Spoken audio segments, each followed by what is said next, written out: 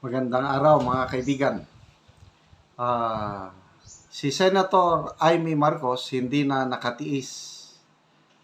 Nag-announce na siya na tuluyan na siyang umalis sa bagong alyansa sa bagong Pilipinas na pinangungunahan ng kanyang kapatid.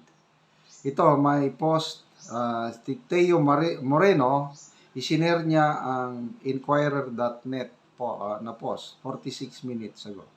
So, just in. Presidential sister, Senator Amy Marcos, withdraws from admin-backed alyansa para sa bagong Pilipinas days after the arrest of former President Rodrigo Duterte.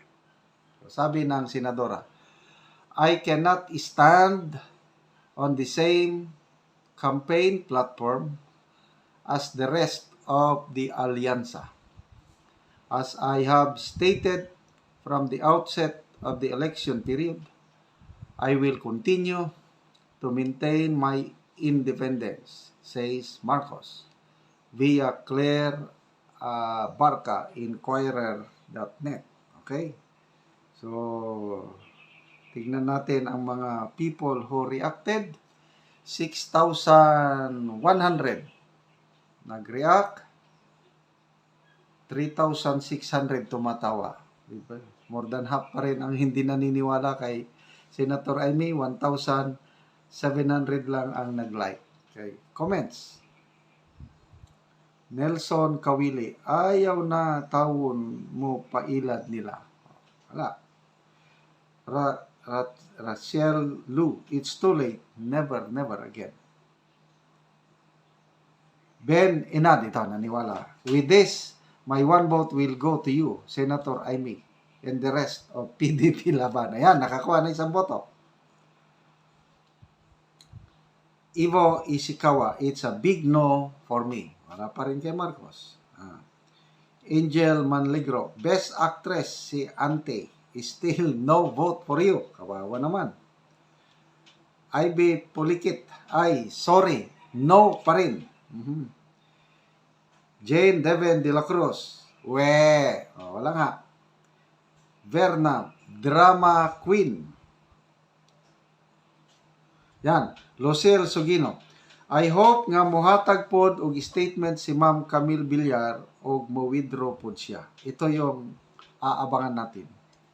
Kasi Camille Villar and Senator Amy, for 3 consecutive campaign rallies, hindi na sila nag-a-attend kay Tacloban, Cavite, at Santa Rosa, Laguna.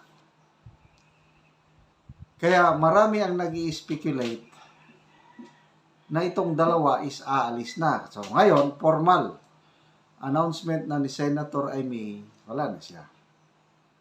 So, sino ang susunod? Aabangan natin itong si Camille Villar.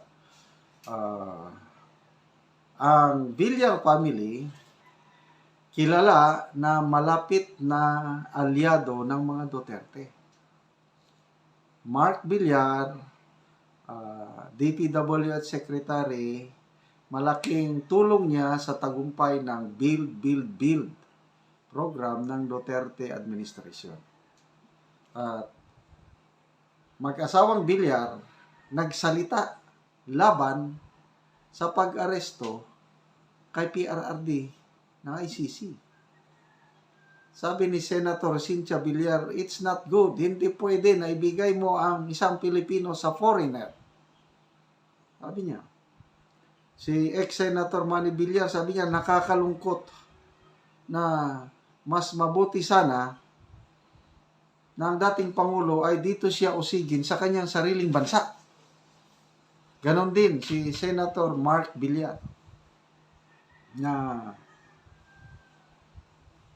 dapat dito usigin si dating Pangulong Rodrigo Roa Duterte. Kaya ako, binabantayan ko itong si Cynthia Villar.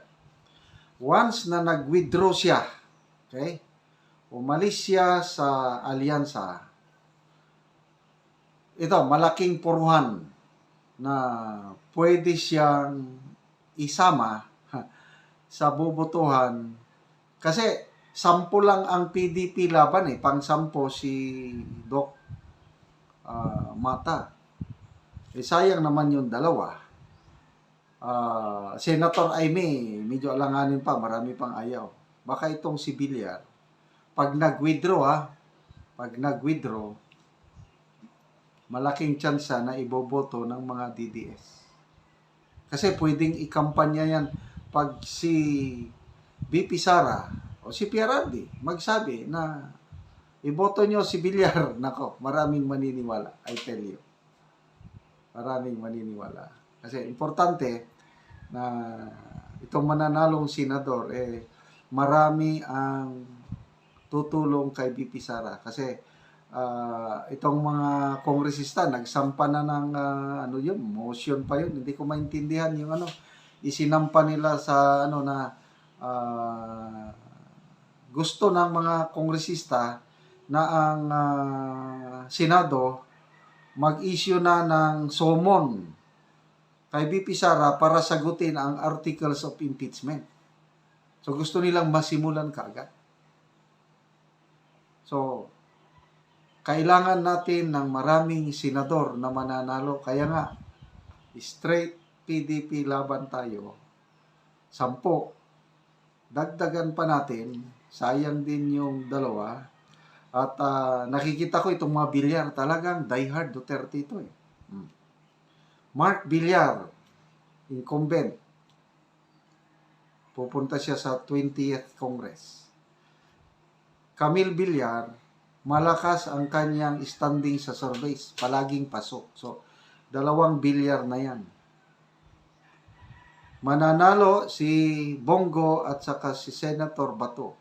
4 na yan. Yung mga incumbent pala, nandyan si Senator Robin Padilla. Nandyan si Senator Miguel Zubiri. Nandyan si Jingo Estrada. Sino pa? Joel Villanueva. 8 na Isa na lang ang kulang. Willie Rebilloni. 9 na. Kaya pag nagkaisa tayo, straight PDP, papasok Attorney Vic Rodriguez, 10 na. Congressman Rodante Marcoleta, 11 na sila. Sino pa? Philip Salvador, Jamie Bondok, Raul Lambino, Pastor Kibuloy. Nako.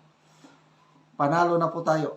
Importante, hindi lang boboto, kundi ikampanya natin talaga. Ako yung kinakampanya ko. Vote straight PDP laban. So, kay Senator Amy Marcos, nag-withdraw siya, but tingin ko alanganin pa rin. Para marami pa rin ang hindi boboto sa kanya. Sorry na lang. Super ate. Okay mga kaibigan, salamat sa inyong pagtangkilik sa ating programa at nakakatulong kayo ng malaki sa Tribong Talandig sa Bukidnon dahil ang sweldo natin sa channel na ito is ginagamit pantulong sa tribo. Namimigay tayo ngayon ng yero at pako sa tribo para ma-repair ang sira-sira nilang bahay. Panoorin nyo ang video na ito. Muna po di ang balay na among bisitaon din sa Tikalaan. Ayo! Maayong hapon! Dayon ko sa inyong balay. Muna ni ang balay nga na mga idaan na mo. Gaydaanan ninyo. Ang idaan. So muna ni ang ilang igdaanan sa ilang balay, nagatuluan na siya.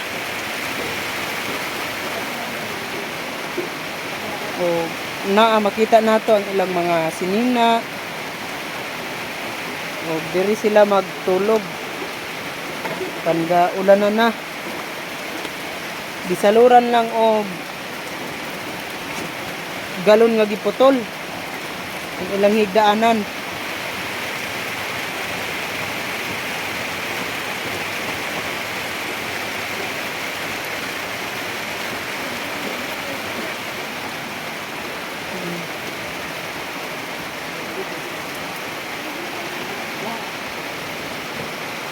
Ante, manguha na ka og kahoy kay matagaan na ka og lansang pako, plincent.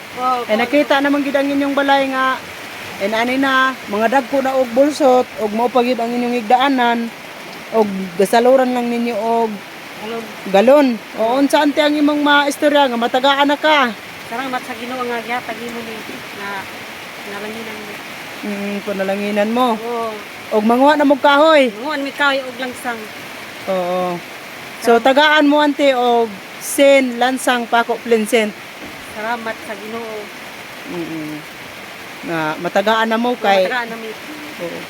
Kay ang inyong balay tulo na. Kay isaluran na sa mga galon. Nasaloron ra sa mga galon. Oo.